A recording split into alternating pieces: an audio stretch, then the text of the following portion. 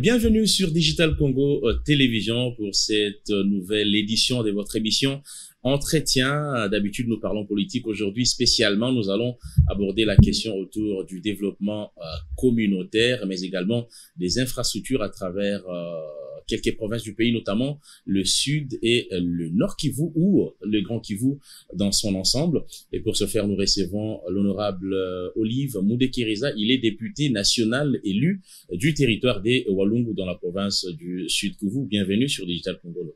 Merci beaucoup. C'est votre maison, c'est pas une première fois, mais dans le cadre de cette émission, c'est la première fois. Merci. Alors, vous êtes également président de la fondation qui porte votre nom, Olive Mudekiriza. Il y a, avec une forte assise dans le Sud Kivu, il y a quelques jours, en tout cas, il y a eu un crash de l'avion de la compagnie Kinavia après son décollage de l'aéroport des Kavumu. Il y a eu des morts. Et est-ce que vous avez, d'entrée de jeu, un message de compassion à l'endroit non seulement de la population du Sud Kivu, qui fait partie de votre électorat, mais également des familles des victimes?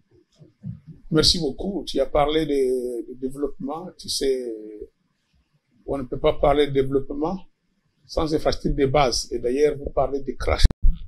En passant, nous présentons nos condoléances aux familles éprouvées et toute la communauté. Le Sud Kivu, comme la RDC en général. Vous savez, les crashs, c'est partout au monde où ça panique quand on parle de crash. Et ce sont des morts de plus. Nous venons de connaître plusieurs morts au Nord Kivu avec le problème du volcan. Et maintenant, sur le crash, après quelques jours. Et ce crash, je ne dis pas qu'on peut arrêter l'accident ou on peut prévenir l'accident, mais nous pouvons commencer à réfléchir sur cette question. Parce que le vol allait partir à Chabunda, à 30 minutes de la ville de Bukavu, à 300 km de route. Le territoire de Chabunda, c'est le territoire, la zone plus minéralisée, minière du Sud Kivu. C'est qui, la richesse du territoire de Chabunda qui a construit la ville de Bukavu. Mais vous ne pouvez pas y arriver par route. Les pauvres citoyens de Chabunda arrivent à Bukavu en payant plus de $300 par avion, Chabunda, Bukavu. C'est vrai que nous allons revenir sur l'état des infrastructures dans votre province, le Sud Kivu, que vous aimez tant.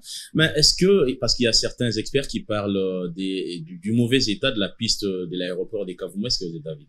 Justement, d'ailleurs, je fais partie de ces gens qui le disent, parce qu'il y a 10 ans, on a commencé un projet de l'aéroport de Kavumu.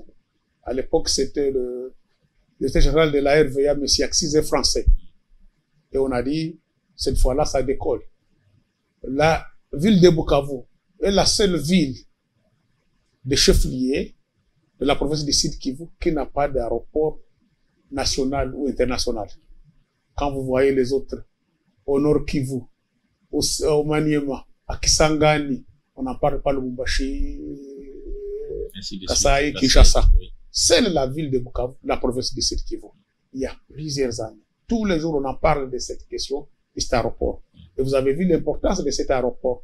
Si une fois l'aéroport était modernisé, ça pouvait être le secours du Nord Kivu à Goma aujourd'hui. Oui, mais d'ailleurs, la question est aussi importante parce que il y a peu après l'éruption du volcan des Nyiragongo, en principe, les vols devraient être délocalisés des Goma à Bukavu à partir de l'aéroport de Kavumu, mais c'était aussi compliqué parce que l'aéroport n'a pas une forte capacité pour faire voler des gros avions.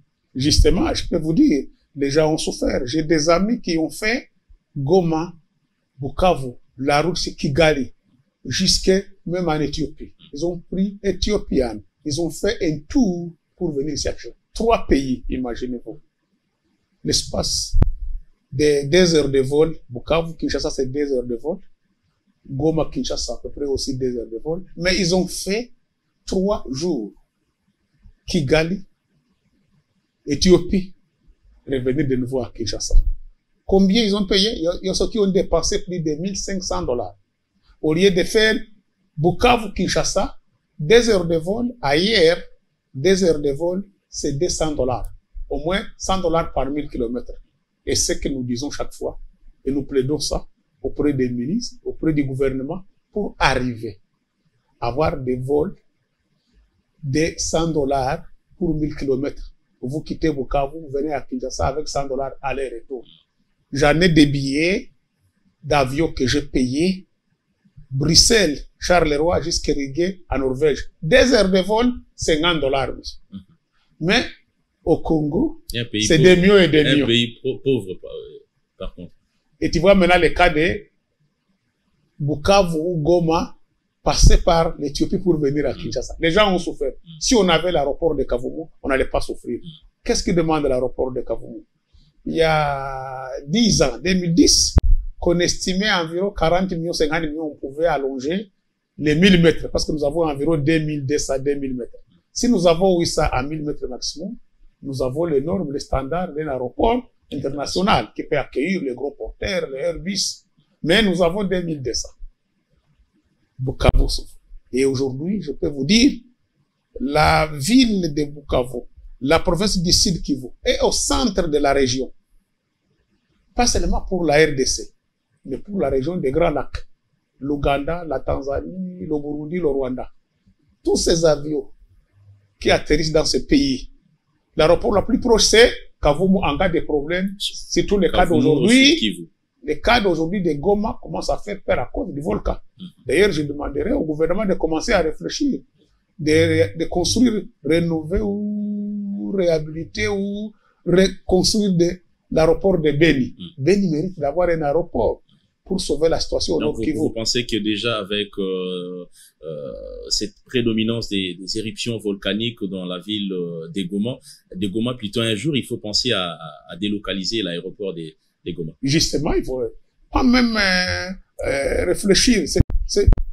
On devrait avoir un projet à moyen terme, l'aéroport de Beni et l'aéroport de Kavumu. Et Goma lui-même, est-ce qu'il va rester dans la même configuration? Je suis très heureux que les ministres de l'aménagement du territoire ont commencé à réfléchir l'extension ou la délocalisation d'une partie de la ville de Goma. Et je l'ai proposé dans mon rapport parlementaire pour dire il y a moyen d'amener la ville de Goma une partie vers Sake, Bweremana, Minova pour rejoindre le Sud Kivu et une partie vers Rutshuru. Rutshuru aussi, de temps en temps, c'est le même volcan, mais il faut commencer à réfléchir là. Mais il faut quoi? Il faut les routes. Il faut l'aéroport vers Beni aussi. En cas où un passager voulait aller à Goma, il peut faire Beni et il vient jusqu'à Goma par route. Et nous remercions en passant le chef de l'État qui a signé avec son homologue ougandais de construire une route qui quittera l'Ouganda, Beni, Butembo, Rutshuru, Bunagana, Rutshuru, Goma. Alors c'est vrai que nous allons revenir en long et en large sur le dossier autour de la construction de ces grands projets de plus de 250 millions de dollars américains. Quand nous parlons des Goma, il n'y a pas longtemps, il y a eu éruption volcanique et il y a une bonne partie de la population de cette ville qui s'est dirigée vers le Sud Kivu, votre province. Et quelle a été, en termes d'assistance, en tout cas, votre partition à travers votre fondation? Ma fondation a fait comme les autres, la solidarité. Vous savez, moi j'étais président de la FEC au Sud Kivu pendant plus de 15 ans. Et en 2008, j'étais président de la FEC. Il y a eu aussi les événements de guerre au Nord Kivu, où toute une grande partie de la population était évacuée vers Bukavu. Le long de la route, il y a 200 km entre Goma et Bukavu, au bord du lac à Calais. Et une grande partie était venue vers Bukavu. J'étais président à la FEC, j'avais mobilisé mes collègues. On a réuni presque 50 000 $. Et c'est là où a commencé ma fondation. Et ma fondation même avait contribué à l'auteur de 50%. On était venu en aide avec la population du Nord Kivu. Dernièrement, c'est la même chose. Au niveau de ma fondation, vous savez qu'est-ce que j'ai fait? Je suis un agriculteur. J'ai dit, toute la production de mes champs à Kalehe, à Uvira, à Walungu, on va les amener et les donner aux sinistrés. On a commencé par les étudiants. Il y a eu au moins une cinquantaine d'étudiants qui sont venus de Goma. Non originaires de Goma, il y a ceux qui sont venus de Bunia, de Kinshasa, du Katanga, de l'Équateur, du Bandundu, qui s'est retrouvé à Goma. Ils fuient, ils ne savent pas où aller. Heureusement, ils sont allés être hébergés chez leurs homologues, les collègues à l'ISP. Pendant presque un mois, je dirais. ils n'ont pas à manger. On a tout donné ce qu'on a produit. Les riz, je produis les riz dans la plaine de la Ruzizi. Je produis les maïs dans la plaine de la Ruzizi. Je produis des bananes dans la plaine et à Calais et à Walungu, des aubergines, des choux. On a amené à ces étudiants. C'était au moins plus de 7 tonnes, 5 tonnes de maïs, de bananes et 2 tonnes riz, farine de maïs, les oignons, les aubergines. On a donné à ces étudiants. Une autre grande partie, on est allé les donner au centre qui a été créé pour recevoir tous les déplacés à Kavumu. Kavumu, c'est à 30 km de la ville de Bukavu et à 150 km de la ville de Goma. On les a donnés. Vous savez, je remercie en passant mes collègues de la FEC qui ont eu la même vision et qui ont continué à faire ce que je faisais. Ils ont mobilisé tous les opérateurs économiques. Ils ont loué des bateaux pour ramener les déplacés de Bukavu vers Goma. Vous voyez une chaîne de solidarité. Pendant que j'étais président de la FEC, j'avais créé le système d'une chaîne de solidarité. Et vous savez, les entrepreneurs, les opérateurs économiques, les sociaux jouent un rôle important. Et en tant que député, maintenant on doit faire plus et on doit faire encore mieux. C'est pour cette raison que ma fondation continue à accompagner, par exemple, les jeunes, les femmes et les personnes vivant avec handicap. Et en passant hier, j'étais avec madame la ministre déléguée des personnes vivant avec handicap. Je dis à madame, à Bukavu, nous sommes en train de nous organiser avec ces catégories de personnes. Il faut les venir en aide. Et j'ai demandé à madame, si vous aurez des tournées à faire, commencez par les sites Kivu, parce que les gens sont organisés. Véritable acte de solidarité. Mais comment vous jugez l'aide du gouvernement aux sinistrés de Goma? Comment le gouvernement a géré cette crise? En tout cas, je peux féliciter le gouvernement. C'est la première fois dans l'histoire de ce pays.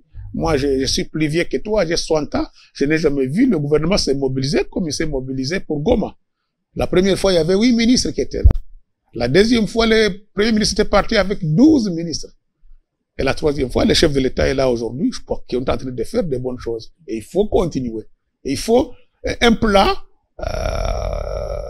Il y a moyen terme, il y a court terme, moyen terme et long terme. C'est pour cela que je dis, je suis très heureux d'avoir suivi hier que le ministre de l'Aménagement du Territoire est en train de voir comment on peut faire l'extension pour faire la délocalisation d'une partie de la ville de Goma. Parce qu'aujourd'hui, on ne peut plus maintenir la ville de Goma telle qu'elle est. La ville de Goma a environ au moins 1 500 000 habitants. Le site qui vaut la ville de Bukavu a 1 million à 1 million 200. La ville de Bukavu est bâtie sur 6 000 hectares.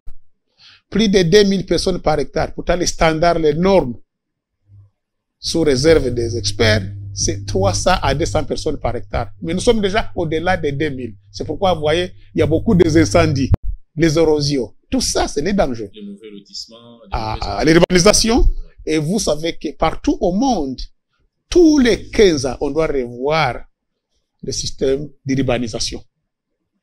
Même Kinshasa, quand tu vois comment les gens construisent aujourd'hui. Mais Bukavu, on est déjà saturé. Goma, on commence à être saturé.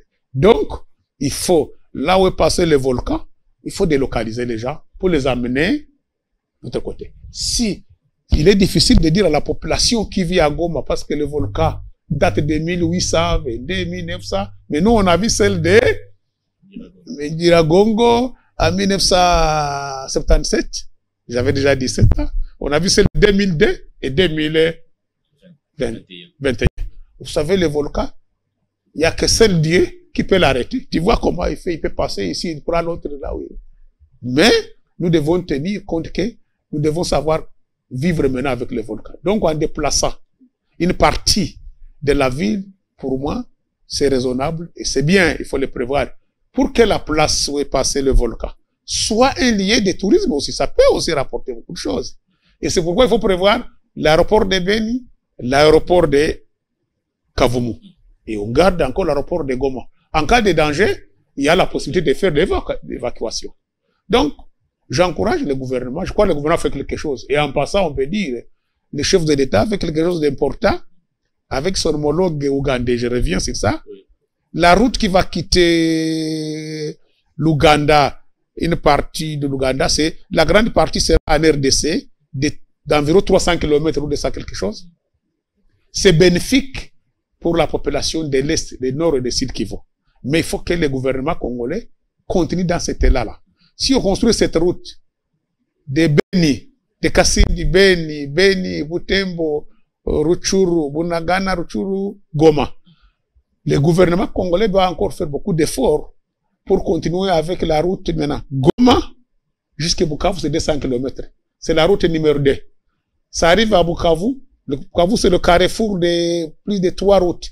La route RN3 qui quitte Kisangani. La route RN5 qui quitte le Tanganyika, Kalemi, le Katanga, Uvira. La route RN2 qui quitte le Kindu, le Maniema, via le Shabunda, Vike Bukavu. Avec ça, le Congo, je vous dis, mon cher ami, ça sera un paradis économique. Mais il y a certains experts qui estiment que cette route sera beaucoup plus bénéfique aux Ougandais qu'aux Congolais.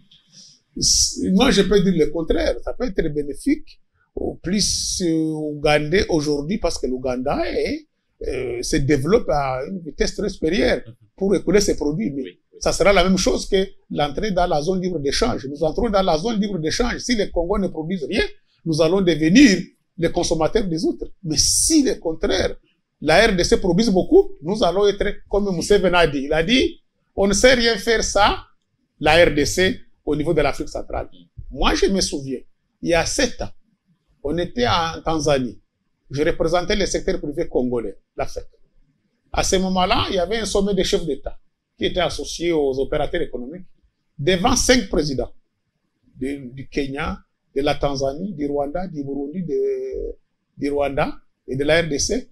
Et le président Museveni a dit, maintenant c'est la renaissance. Il faut que les Européens, les Occidentaux nous laissent, nous les Africains, on va travailler. En 2008, on était en Afrique du Sud, le président Thabo qui dit aussi, le Congo c'est un géant qui dort, il faut lui réveiller.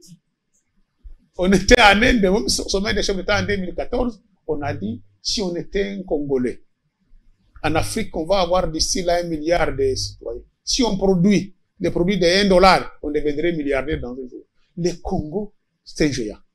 Si aujourd'hui nous pouvons produire, au long de cette route de Shabunda, il y a le minerai, il y a du bois, il y a le café. C'est une zone minière, Shabunda.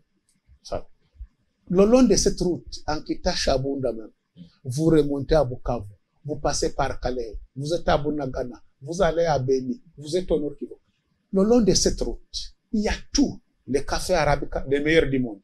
Les cafés robusta, de Shabunda, les meilleurs au monde. Nous avons du bois, nous avons les coltas, nous avons la cassérite, nous avons l'or, nous avons l'orframite. Nous avons même une partie aujourd'hui à Fizi de cuivre. En dehors de ça, nous avons tous les produits vivriers, haricots, maïs, tout ça. Je vous dis en passant, nous produisons à Calais un régime de bananes et à Uvira de 1 mètre qui pèse 50 kilos, 500 pièces sur ce régime de bananes. Vous savez, la banane, ça coûte combien ici? Je l'achète ici à Kitambo, Mokokoriko, avant d'aller sur la Mokoriko. 1000 francs la pièce. Tandis qu'à Bukavu, à Uvira, nous vendons le régime de 500 pièces, 5000 francs. Moi-même, j'en ai dans ma plantation. Si nous avons cette route, nous amènerons les mêmes bananes ici, nous les vendrons 10 000 francs. Ça fait 0,0010 francs la pièce. Donc, on aura un pouvoir d'achat élevé ici. On aura le panier de la ménagère ici. Et Kinshasa. Vous savez, mon cher ami, mes parents me disaient, il n'y a pas longtemps, on arrivait à Kinshasa de Bukavu avec le VW, une voiture VW. Je peux dire même, je peux le considérer comme le ketch d'aujourd'hui. Le VW était encore même plus petit que le ketch. On arrivait à Kinshasa dans 3 jours, 1 semaine. Imaginez-vous. Vous ferez un tourisme par route.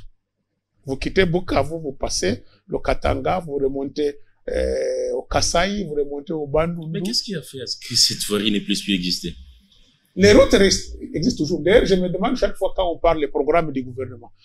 Les Belges avaient laissé un programme de route. Il faut seulement continuer à les réhabiliter, à les maintenir, les asphalter.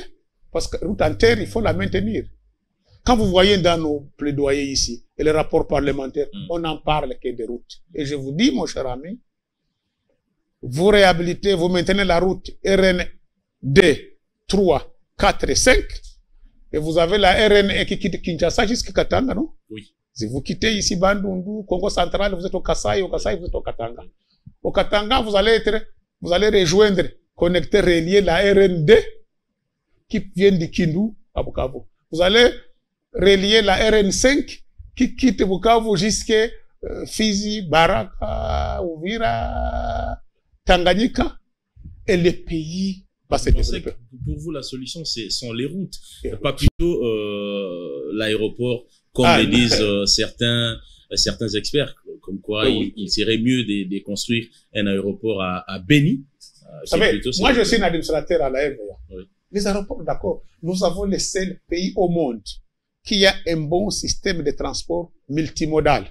Nous avons les chemins de fer. Vous avez les trains entre le Katanga et le Kasaï.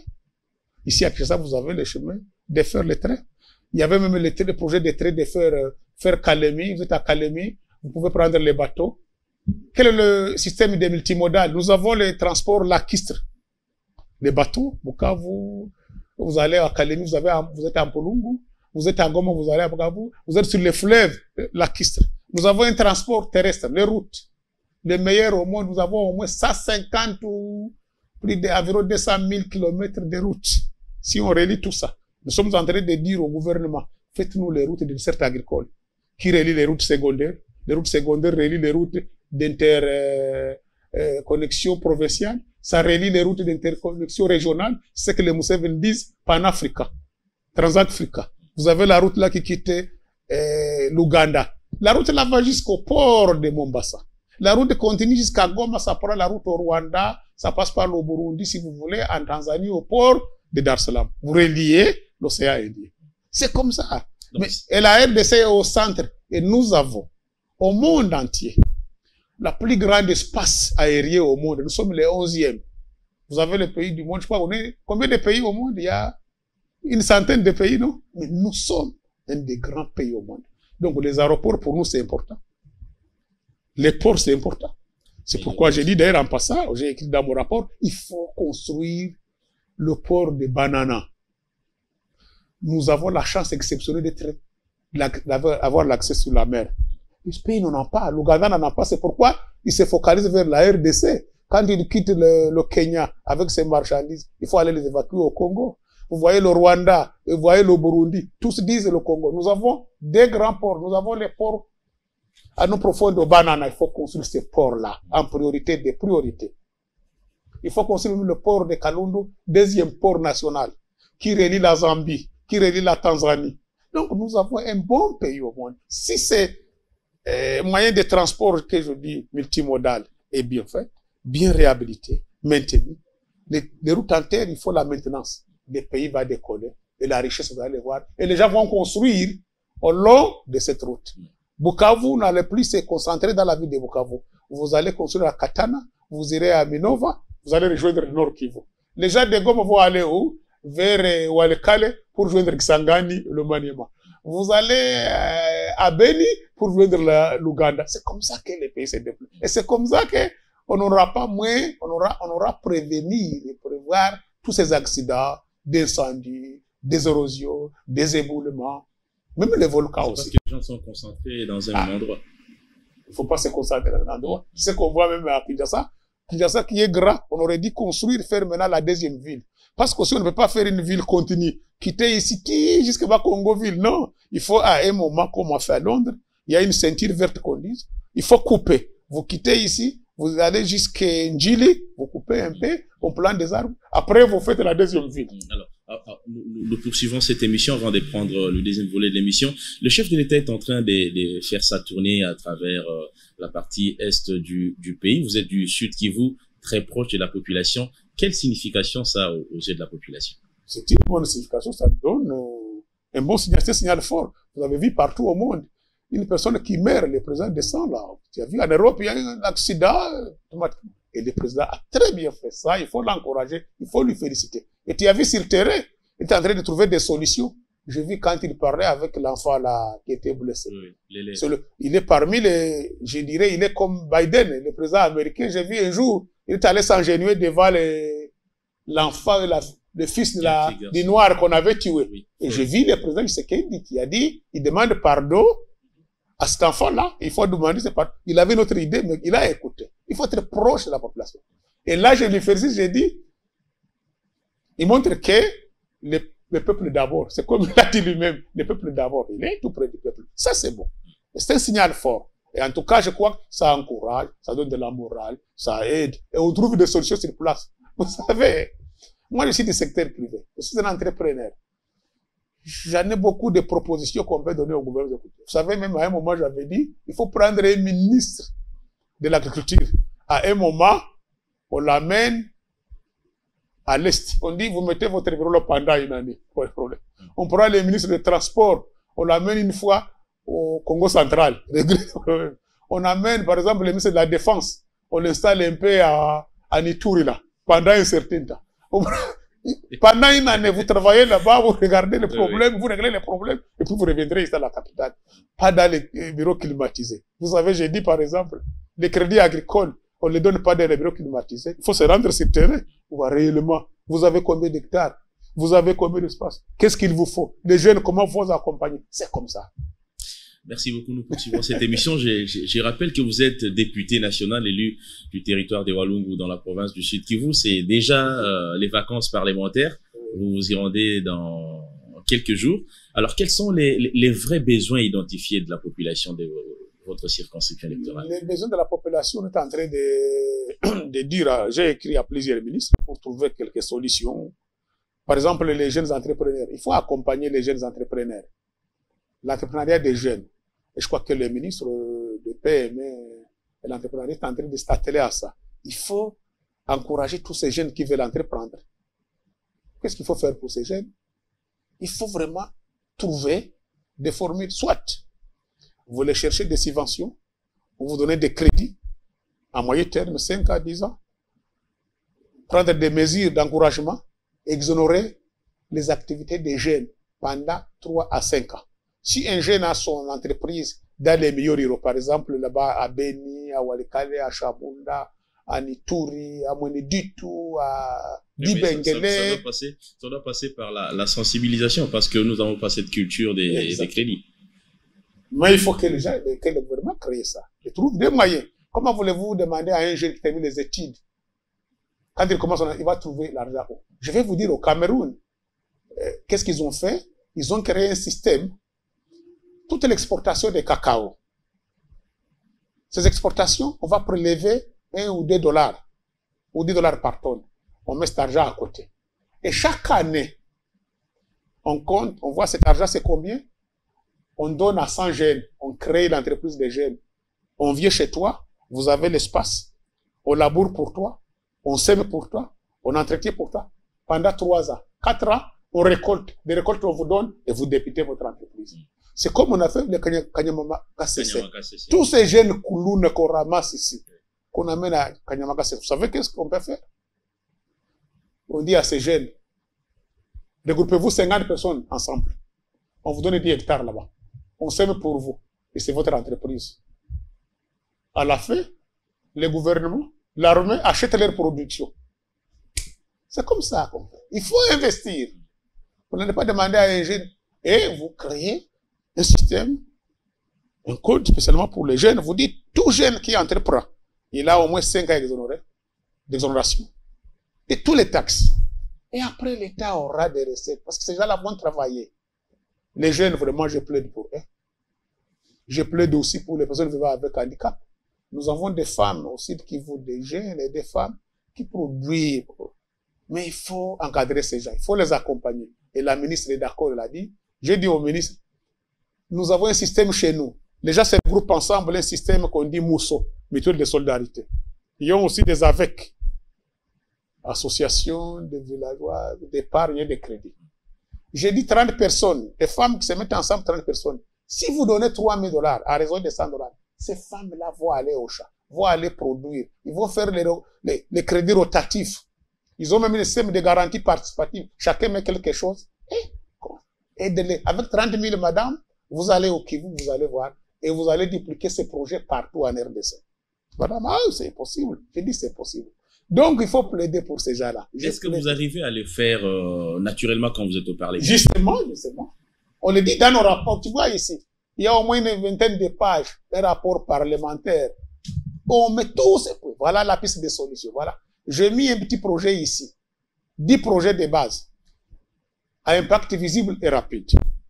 Si le gouvernement peut disponibiliser 2,5 milliards, on peut dans chaque territoire, nous avons 145 territoires en RDC, construire un centre de santé, une école, et un terrain de football, pas un terrain comme le stade de martyrs de 20 millions, 50 millions. Non, si vous avez 200 000, vous avez intérêt, la clôture, les heures de jeu et les jeunes.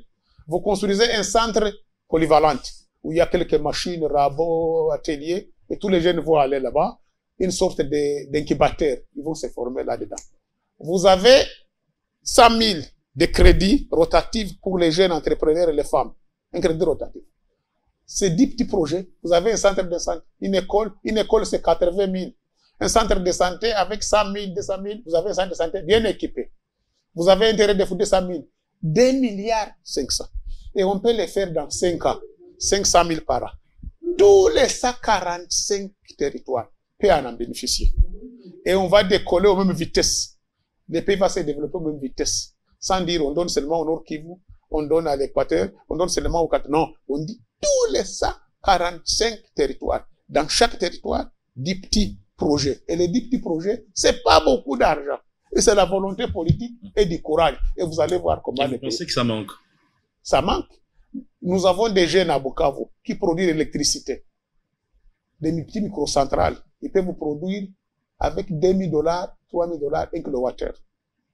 Donc, si vous avez 200 000, vous avez au moins 5 kWh. Et là, vous pouvez alimenter tout un village. Et j'ai mis tout ça dedans. Vous pouvez ouvrir 1 kilomètre de route avec 5 000. Qu'est-ce que vous ferez? Vous dites aux gens, venez avec votre participation locale. Il y a des systèmes chez nous, des travaux communautaires, comité local de développement. Les gens se mettent ensemble, vous donnez seulement les bêches, les roues et les pioches. Et vous donnez quelque chose, ils fassent une route, ils vous ouvrent. Donc c'est possible. Mais les gens se posent trop de questions. Pourquoi vous vous accordez beaucoup plus d'intérêt aux milieux ruraux et très reculés, contrairement à plusieurs de vos collègues députés? Vous ne pouvez pas développer un pays. Est-ce que dans la capitale, il faut commencer à la base, à la production? Il faut produire. Vous savez, en Égypte, j'étais en Israël, on n'a pas de chats ou de... Mais comment ils produisent ces gens-là? C'est terrible. En Égypte, il existe un ministère d'irrigation. Nous avons chez nous des marais, les bas-fonds, des plaines, Ruzizi, la plaine de la Ruzizi, plus de 10 000 hectares. Mais ils demandent quoi? L'irrigation. Et ça, c'est le rôle de l'État. Les privés ne peuvent pas le faire. Les paysans ne peuvent pas le faire. Il faut des agronomes, des agronomes. Il faut des moniteurs agronomes agricoles pour accompagner cette population. Les gens veulent travailler. Les gens veulent se mettre au travail. Mais il faut l'accompagnement. Et c'est le rôle de l'État. Et il faut commencer par la base. Il faut travailler la terre. Le Dieu nous a donné cette terre pour travailler la terre, produire. Et il faut accompagner et soutenir les secteurs productifs. L'agriculture, priorité des priorités. Comme si nous aurons la paix demain, après-demain, que Dieu bénisse la RDC. Et que ce que le chef de l'État est en train de faire soit accompagné comme les députés accompagnent l'État de siège. Il faut qu'il fasse tout. Et que ses homologues, ses voisins, comme l'Ouganda, qu'on a inauguré avec lui la route, qu'ils fassent aussi les efforts ensemble pour que tous ces bandits qui viennent de l'Ouganda ailleurs soient coincés de ne pas perturber le développement de la RDC. Si nous avons la paix, il y a un peu de moyens, on se lance dans l'agriculture, on va devenir la locomotive, comme a dit le président sud-africain Wambeki, le Joya qui dort, le Congo va se réveiller. Et comme a dit Museveni, qu'on ne sait rien faire dans l'Afrique centrale tant que le Congo n'est pas debout. Pour moi, je suis sûr aussi que le Congo, pour nous, c'est un paradis. Personne qui envierait d'aller en Europe. C'est une personne qui, tout le monde aura du travail et vous allez voir l'impact de cette route. Si on commence la route là-bas, 300 km, il y a combien de millions de gens qui seront engagés? S'ils ont du travail, vous n'allez pas venir la nuit au travail fatigué prendre encore l'arme. Mais l'aspect sécuritaire vous intéresse? C'est la priorité des priorités. Oui, oui. Vous ne pouvez rien faire sans sécurité. D'ailleurs, nous, chez nous, je peux vous dire, il y a la semaine passée, une femme est allée au chat, elle rentre, elle arrive à Mogogo Lati, elle était enceinte. Vous ne pouvez pas produire. C'est pourquoi il y a un problème. Il faut la sécurité, priorité de priorité. Ça nous permet d'aller au champ, d'aller cultiver et produire. Nous allons parler un peu, en tout cas en train de chuter déjà dans cette émission. Parlons un peu de votre fondation. Quels sont ses objectifs? Vous êtes dans quoi exactement? Beaucoup, on est dans surtout dans l'agriculture, on accompagne les jeunes et les femmes. On est dans les sociales, on est la dans terre. La terre. C'est votre domaine. Moi, j'aime travailler la terre, j'aime la terre, je sais. Vous savez, d'ailleurs, je suis en train de vouloir partir vite chez nous pour dire, quand j'étais là, chez moi, au village, les femmes me disaient, oui, venez ici vite, parce que dans la terre, ici, il n'y a pas de corona. Les coronas, c'est dans les avions là-bas. Parce que dans les champs, vous êtes à 10 mètres, à 3 mètres, moi ici à 3 mètres. On termine, on lave les mêmes avec les cendres. Et les femmes me disaient, dans la terre, il n'y a pas de corona. Et j'ai eu l'expérience. On a pris les jeunes étudiants qui étaient confinés à l'ISDR, ici, période de développement à Bukavu. Et quels jeunes encore? Les gens qui venaient des lois là-bas, d'Ituri, d'Imaniema, du Kasaï. Nous sommes partis avec eux dans les villages, à Walungu et à Uvira. On s'est coincé là-bas, on cultivait, on produisait. Voilà maintenant les résultats de nos productions pendant une année. Parce que vous plantez un rejet de bananes, vous récoltez dans 18 mois. Donc, vous pouvez compter 18, un an et demi. Et voilà les résultats, on est en train de produire maintenant. Je sais. Donc, ma fondation accompagne les jeunes entrepreneurs, accompagne les femmes. On est dans les sociales, dans la santé, on va dans les hôpitaux, dans les sociales, même dans l'enseignement, dans la jeunesse, on est en train de faire des terrains de football à Kachanja. Un terrain, nous avons commencé. D'ailleurs, je vais rencontrer le ministre du sport, qui est aussi un ancien député, pour lui dire, aidez-nous, appuyez-nous. Nous pouvons construire un bon terrain. Nous avons déjà terminé les heures de jeu. Nous sommes en train de vouloir comment commencer la clôture. Et petit à petit, on peut transformer ce terrain à un terrain omnisport. Au lieu même que ça coûte 20 millions, 15 millions, nous pouvons faire des terrains à moins de 1 million qui a les normes et les standards. Alors, est-ce que vous participez en quelque sorte à la création de l'emploi pour les jeunes?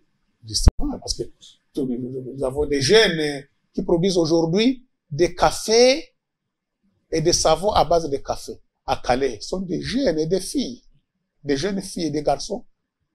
J'ai dit, je vous donne un lopin de terre ici. On donne les tracteurs pour vous permettre de labourer. Et aujourd'hui, ils sont en train de produire des cafés torréfiés. Vous pouvez consommer du café du bord du lac à Calais, à Luanjovu, à 80 km de la ville de Bukavu, 40 km de la, environ 40 km de la ville de Goma. Nous produisons des cafés et le transformons maintenant, aujourd'hui, torréfiés. Vous les consommez directement. Et on produit à base de ça des savons. Vous avez vu TV5 a envoyé ces journalistes, ils sont arrivés, ils ont pris les images, ils étaient édifiés. Mais il faut l'accompagnement de ces jeunes-là. Non seulement l'accompagnement des jeunes par vos efforts, mais... Pas nos efforts, c'est maintenant les gouvernements doivent Voilà. chercher des crédits, Voilà. doivent les accompagner, doivent donner des subventions. Merci beaucoup, honorable Olive Moudekireza. Je rappelle que vous êtes député national et président de la fondation qui évolue dans les œuvres caritatives, sinon dans l'agriculture, également avec des milieux et des jeunes que vous employez et que vous donnez non seulement du travail, mais de l'avenir. Nous sommes arrivés pratiquement à la fin de l'émission, mais est-ce que vous avez un mot de la fin, sinon un message particulier à lancer à l'endroit des tous ceux qui sont dans la partie Est et particulièrement vos électeurs des Walloons? Je crois que, moi je Vous allez suis, d'ailleurs rejoindre dans quelques jours. moi je suis un député national. Vous savez, dans mon rapport des vacances parlementaires, j'ai expliqué, j'ai fait la visite de mon territoire Walungu. À part ça, j'ai fait aussi plus de 5 territoires sur les 8 qui disposent le site Kivu et la ville de Bukavu. Et en dehors de ça, j'ai fait plus de 5 provinces. Je fais l'Ituri, vous allez visiter. Je fais le Chopo Kisangani. Je fais le Nord Kivu. Je fais le Maniam une partie. Je fais Tanganyika Kalemi. J'ai toute la situation. Et comme un entrepreneur, le moral à dire et le courage, l'encouragement, c'est dire aux gens de l'Est, nous souffrons. Tantôt c'est la guerre. Tantôt c'est les incendies. Tantôt c'est les éboulements. Tantôt c'est le volcan. Et vous savez, même sur la route, Kalemi, Uvira, Bukavu, il y a les montées des eaux du lac Tanganyika. C'est en train d'emporter toutes les maisons et les véhicules. Les gens souffrent, nous souffrons. Mais nous disons, c'est le dernier, c'est Dieu qui a le dernier mot. Tant que Dieu n'a pas encore décidé, le dernier mot, nous sommes là. Et nous disons au gouvernement de continuer à déployer les efforts vers l'Est pour donner l'espoir à cette grande partie de la population, travailleurs qui travaillent et qui fait des travail d'exploit. Vraiment, les gens de l'Est aiment le travail. Il faut seulement les accompagner, les donner la paix, la sécurité et les accompagner. Et avec ça, On ne sait pas parler le Congo sans l'Est, le Nord, le Sud, le Grand Kivu, l'Ituri, etc., le Nord Katanga. Donc, merci. Nous disons à nos électeurs, nous disons à la population congolaise en général, les députés se battent pour le bonheur de la population. Les députés sont devenus comme des agents sociaux de développement. C'est pourquoi j'ai dit au gouvernement doit nous accompagner. On le fait. Et c'est pourquoi même, pour terminer, les pays de l'Est, à chaque fait de la mandature, on donne à chaque député un fonds de développement. On dit, vous allez faire le modèle chez vous, un développement. Parce que la population est à côté. Là où nous sommes, nous donnons des semences à la population. Nous donnons des espaces à la population. Ils cultivent dans nos plantations gratuitement. Nous mettons à leur disposition. Nous les accompagnons. On veut réhabiliter un petit pot, nous contribuons. Tu as vu plusieurs petits pots, même dans la ville de Bukavu, nous contribuons. Oui. Moi, je dis que ma fondation, avec mes émoluments, une partie de mes émoluments, moi, je vais continuer à faire les plaidoyers avec ce bras droit. Le bras gauche, je fais des participations, contributions. Vous avez un projet dans un village de $1000, moi, je mets aussi mes $10 là-dedans. Je mets mes $100 dedans. Je contribue, je vous accompagne. Merci beaucoup, honorable Olive Moudekireza. Les gens pensaient que j'étais une femme quand on entendait parler d'Olive. Le nom d'Olive, il est venu comment? J'avais ouvert le premier magasin alimentation à Bukavu. C'était une sorte de supermarché. Oui. Et on cherchait les noms. Mais comme je vendais les olives, les gens ont dit quel nom on va donner. Et mon fils s'appelle Olivier. Oui. On a dit quel est le nom on va donner à l'alimentation. Alors on a dit donnez le nom des olives. Et tout le monde continue à parler. Quand on me voit à olive. Moi je m'appelle Moudekireza dans la maison. Maintenant je suis devenu les olives. Vous savez, par malheur on fait de la confusion. Oui. Il y a l'épouse de l'ancien chef de l'État. Que je ne connaissais pas, je l'ai vu une seule fois dans mon village. J'ai dit, ah, c'est vous. Elle a dit, c'est vous, olive. J'ai dit, maintenant, les olives sont de bons fruits. Oui, c'est un honneur pour nous de vous accueillir sur ce plateau. Merci en tout cas pour ces riches enseignements que vous nous avez donnés pour le développement de ce grand pays, le Congo. Et nous osons croire que tout ce que vous avez dit va parvenir aux autorités pour que finalement une solution soit trouvée à ce qui concerne notamment les difficultés qu'éprouve la population, particulièrement de l'Est. Merci à vous, chers téléspectateurs. Cette émission touche complètement à sa fin. À suite au prochain numéro. Merci.